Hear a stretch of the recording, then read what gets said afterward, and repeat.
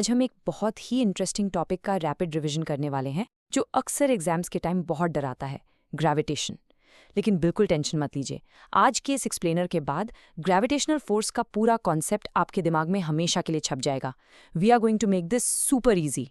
Okay, let's dive right in. आज के इस एक्सप्लेनर में हमारा एजेंडा बहुत क्लियर है। 1. Universal law of gravitation. 2. Centripetal force and motion. 3. Acceleration due to gravity. 4. Mass versus weight. 5. Thrust and fluid pressure. और आखिर में 6. Buoyancy and Archimedes principle. हम मैक्रो से माइक्रो तक जाएंगे एंड ट्रस्ट मी, ये ब्रेकडाउन इस चैप्टर का सारा डर खत्म कर देगा। Alright, let's kick things off with Section 1, Universal Law of Gravitation.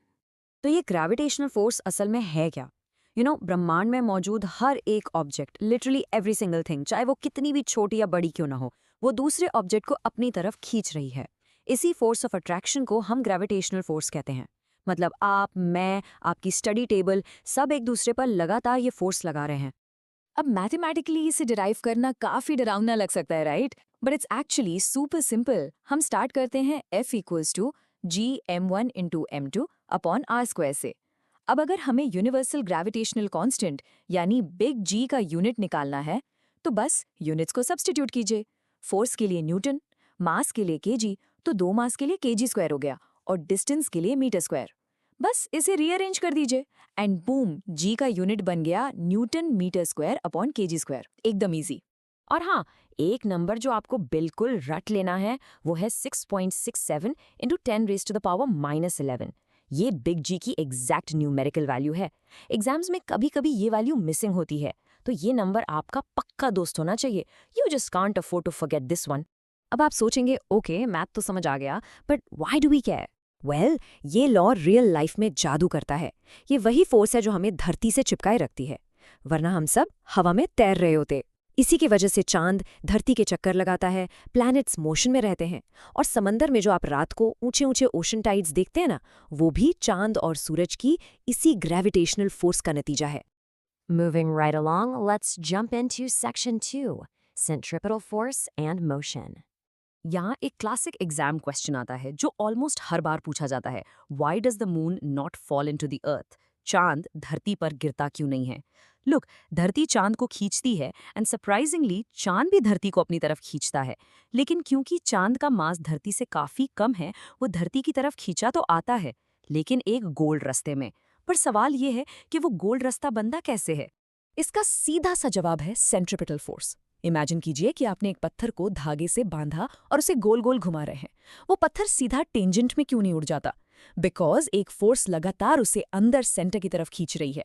The force that acts towards the centre of a circular path, इसी इनवर्ड पुलिंग फोर्स को हम सेंट्रिपिटल फोर्स कहते हैं। यही फोर्स मून को भी उड़ने नहीं देती, बल्कि उसकी ऑर्बिट में बनाए रखती है। Okay, time for Section 3, Acceleration due to Gravity. Let's come back down to earth. जब भी कोई चीज नीचे गिरती है तो उस पर एक्सेलरेशन ड्यू टू ग्रेविटी काम करता है। इसके पीछे का मैथ बहुत ब्यूटीफुल है। हम बस ग्रेविटेशनल लॉ यानी F is equal to Gmm/r² और न्यूटन सेकंड लॉ यानी F is equal to ma को आपस में इक्वेट कर देते हैं। छोटे m से m कट जाता है and we are left with small g का formula G is equal to Gm/r², और यहीं से हमें वो फेमस 9.8 की वैल्यू मिलती है। अब यहाँ सबसे बड़ा कंफ्यूजन होता है बिग जी और स्मॉल जी के बीच। इसे ऐसे समझिए, बिग जी आपका सच्चा दोस्त है, एकदम कांस्टेंट, जो पूरे यूनिवर्स में कहीं नहीं बदलता।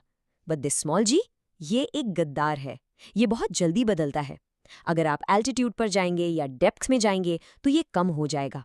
यहाँ तक कि धरती की शेप थोड़ी ओवल होने की वजह से स्मॉल जी की वैल्यू पोल्स पर ज्यादा और इक्वेटर पर कम होती है। How crazy is that? Next up is Section 4, Mass versus Weights. ये टॉपिक स्टूडेंट्स को सबसे ज्यादा डराता है, but let's clear it up permanently. Mass क्या है? It's simply the amount of matter. आपके अंदर कितना मैटर है जिसे हम केजी में नापते हैं। ये आपका वो सच्चा दोस्त है जो हर जगह कांस्टेंट रहता है। दूसरी तरफ है वेट। वेट असल में एक फोर्स है, force of gravity on an object. इसीलिए इसे केजी में नहीं, न्यूटन्स में नापते हैं। क्योंकि वेट का formula W is equal to mg है और हमारा स्मॉल g यानी वो गद्दार बदलता रहता है, तो आपका वेट भी जगह के हिसाब से बदल जाएगा। And here is the real shock factor, 1/6। क्योंकि चांद का साइज और मास धरती से कम है, वहाँ का एक्सेलरेशन ड्यू टू ग्रेविटी भी काफ़ी कम है। इसका सीधा सा मतलब ये है कि चांद पर आपका वेट धरती के मुकाबले सिर्फ 1/6 रह जाएगा। You'd literally feel like you're floating. Let's test this with a tricky question. If your mass on Earth is 10 kgs, what will be your mass on the moon? सोचिए, अगर आपने जल्दीबाजी में 10 को 6 से डिवाइड कर दिया है, तो आप फंस गए। मैंने अभी कहा था ना, मास एक सच्चा दोस्त है। वो पूरे यूनिवर्स में कांस्टेंट रहता है। तो चांद पर भी आपका मास एग्जैक्टली 10 kgs ही रहेगा। सिर्फ और सिर्फ वेट बदलता है, मास नहीं। Alright, let's move down to everyday surfaces with section 5, thrust and fluid pressure. जब कोई फोर्स किसी सरफेस पर बिल्कुल 90 डिग्री यानी परपेंडिकुलर लगती है तो उसे थ्रस्ट कहते हैं, और जब इसी थ्रस्ट को हम पर यूनिट एरिया के हिसाब से नापते हैं तो वो प्रेशर बन जाता है। एग्जाम्स के लिए 1 पास्कल की ये एग्जैक्ट डेफिनेशन हमेशा याद रखना। The pressure created when 1 newton of force is applied to an area of 1 square metre. It's an absolute must know. तो ये प्रेशर का फंडा रियल लाइफ में कैसे काम करता है? वेल, पॉइंटेड नेल्स और शार्प नाइव्स का आगे का एरिया बहुत कम होता है, राइट? इसीलिए वो ज़्यादा प्रेशर लगाते हैं और आसानी से चीज़ों को कट करते हैं। इसके बिल्कुल उल्टा, बिल्डिंग के चौड़े फाउंडेशंस, रेगिस्तान में चलने वाले ऊंट के पैर और आपके भारी स्कूल बैग के चौड़े स्ट्रैप्स, इनका एरिया जानबूझकर ज़्यादा रखा जाता है ताकि प्रेशर कम पड़े। It's all about surface area. Finally, we dive into our last topic, Section 6, Buoyancy and Archimedes' Principle. क्या आपने कभी नोटिस किया है कि स्विमिंग पूल में अपने किसी दोस्त को उठाना अचानक से कितना आसान हो जाता है? जमीन पर जो इंसान बहुत भारी लगता है, वो पानी में हल्का कैसे हो जाता है? That's buoyancy for you, जिसे हम अप थ्रस्ट भी कहते हैं। The upward force exerted by a fluid when an object is immersed in it. पानी नीचे से ऊपर की तरफ एक buoyant फोर्स लगा रहा होता है जो उस इंसान को ऊपर धकेलता है।